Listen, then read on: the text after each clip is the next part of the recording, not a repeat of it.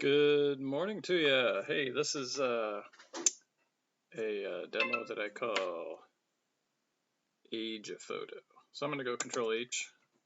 Once I get all in, Control H to get rid of that grid. And I'm going to do a bunch of different stuff here today to make this picture look older than it is. Let's see. Actually, one of the things I like to do is put a border. I find that these older pictures often have borders, and I think it might be easiest to do it now. So to do that, I'm going to go Image, Canvas Size.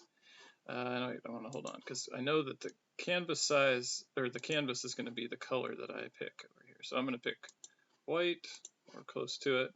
I'm going to flip it to the background color, and then I'm going to go Image, Canvas Size. And I'm going to make this inches so that it's a little bit easier to look at, 4.4 by 10.8. So I think I'm going to add a ½ inch to each. So this is going to be 14.9, and this is going to be 11.3. And I'm going to leave this in the middle because I want the equal amounts of new paper on all sides. And I'm going to say OK. All right, good. There's my border. Okay, then the next thing I'm going to do is I'm going to put an adjustment layer on this. And so that's the circular one here. And I'm going to do this black and white adjustment layer.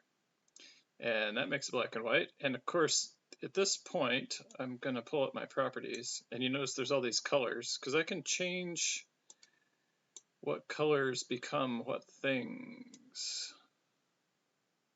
So if I want to intensify yellows and bring them up higher, which actually I kind of like, do that. Greens, maybe I bring greens down. So yeah, just with a few quick adjustments, I've already gotten a lot more dynamics. Maybe it's a little bit too much with the yellow. And I know I got blue here in the sky, so I can clear that out or give it more.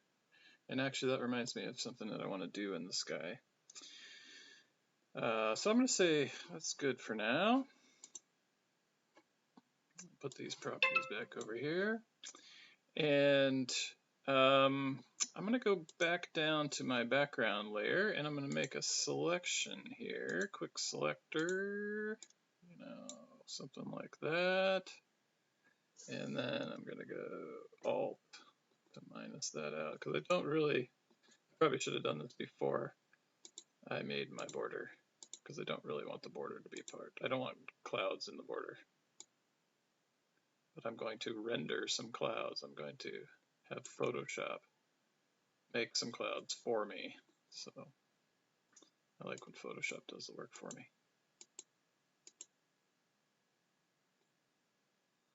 So whenever I'm making selections, I've got my finger hovering over that Alt key, because I'm often going to it.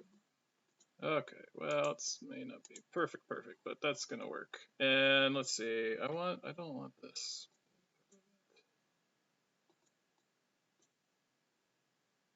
All right, that'll work. Okay, so in that space there, I want to render some new clouds, and so that's a filter. So check this out: filter, render, and then clouds, and that looks pretty good. That'll work. That'll work. Now, one thing I should mention is that it takes the colors that you currently have in your foreground background color. Those are the ones that it uses to make your clouds. So if you've got weird colors there, it'll be some psychedelic sky for you. I'm going to go Command D to deselect, and yep, remember this is just an adjustment layer, so that's what it looks like in full color. Ooh, a little intense, but that's okay. It looks good in black and white. Okay. Next, I am going to do, let's see, I'm going to do another one of those overlay blending mode layers. So just another round of that. So I'm going to go make a new layer, and I'm going to go edit fill, and do 50% gray, and say OK.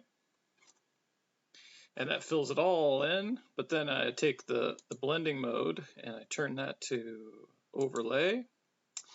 And that allows me to, with my paintbrush and choosing a color that's below 50% gray, I can go in maybe a little bit bigger than that and Oh, that doesn't do much. Well, it gives me a little bit there. I can go in and just push a little bit more value, especially under these stairs. And or just wherever you feel like you need a little bit more value, dark value. Just kind of pump it up. And same thing the other way. So if I choose the color that's higher than, or lighter than 50% gray, then that will give me some highlights. And so, like, for example, maybe these windows get a little highlight. That would make sense. Maybe this glass here, maybe this little area. So you can get in there and kind of manipulate and knock stuff further back into the background or whatever you want to do. So that's some good stuff. All right, the next thing I want to do is I'm going to add some film grain. So I'm going to double click on this and say, okay, this bottom layer, and that will unlock it.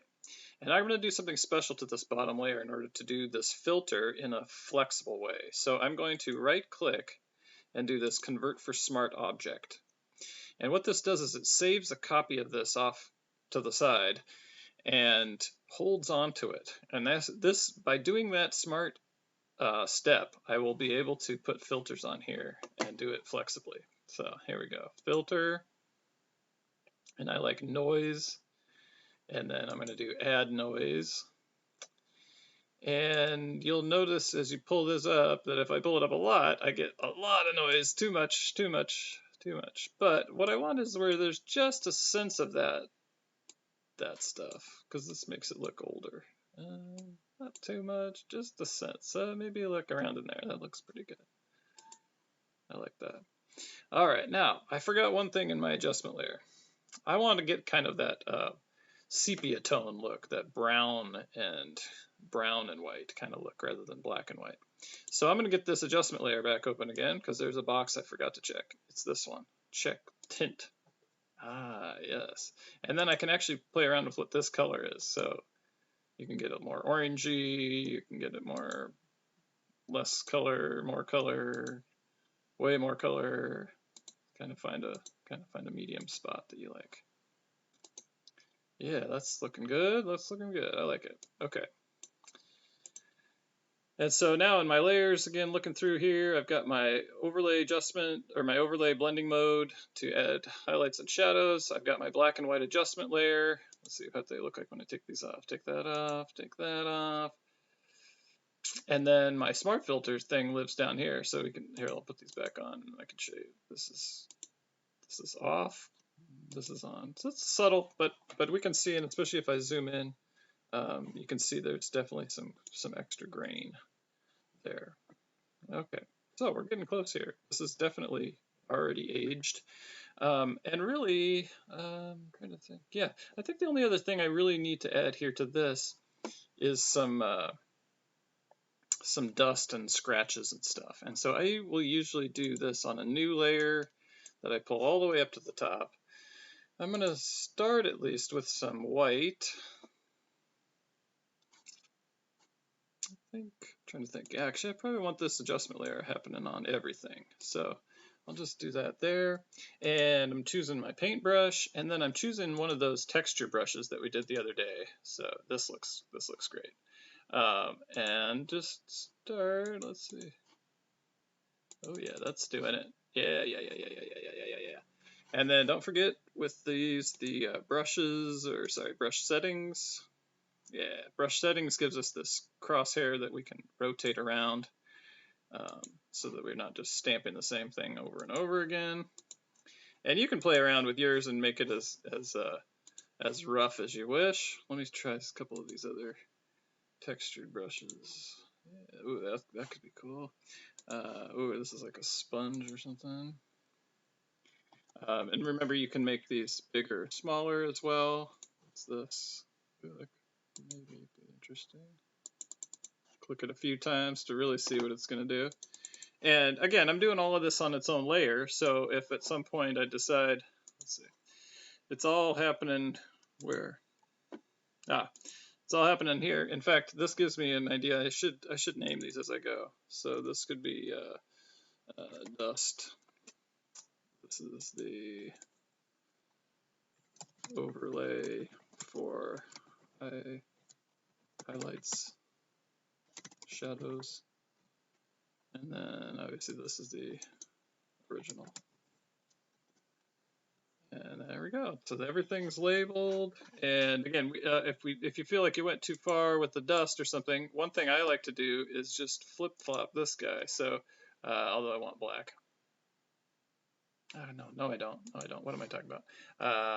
The eraser would be a better choice there. So if I get on that dust layer with this eraser, I can take away some of that if I feel like, oh, I just went too heavy on that. Or if you want to, you could pull the opacity down and kind of pull out part of it, or kind of blend it out.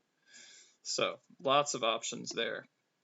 And so just for the wrap up of this age a photo, feel free to use your custom brushes. Feel free, if you want to age your own photo, but I'm going to put this up and you can age mine if you wish.